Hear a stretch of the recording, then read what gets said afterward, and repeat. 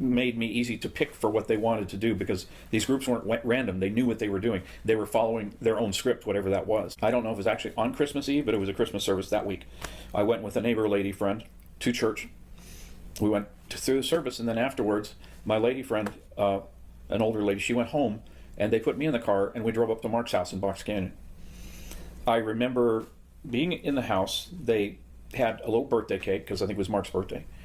And there was punch and stuff, and he came out of his room dressed in white. He had a white shirt and white slacks. And we drank the punch, and that's when everything went whacked. I remember being extraordinarily dizzy. We put in the back of a car, big car, I think it was like a black Buick, probably about a 50 to 53, somewhere around there as far as I can remember. And we were driven to some place about 20 minutes away. It's hard to know, but I know we were driving out of Box Canyon towards Los Angeles. Mark was in the back seat with me. We were drifting in and out of some sort of drug sleep. And then we went to this place. It was an outdoor place with oak trees in a circle.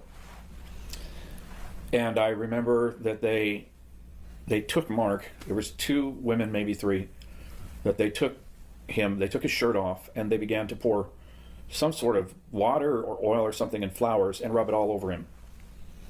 And they had him up against like a wooden slat sort of a thing. I'm not sure what it was. That's the only way I know how to describe it. There was a bonfire off to the left. And someone grabbed me, put a knife in my hand, put their hand around it, and shoved into Mark's chest. And I remember seeing the look of surprise on his face. Whatever we were on, we couldn't feel anything. All we could do was witness what was going on. We had no control over anything else.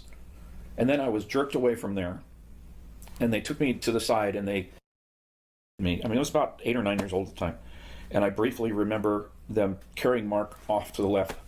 I assume they threw him in the fire. There's part of me that has a little flash of that, but it's really hard to go back there and actually visualize that. But that would be their way. That's what they do.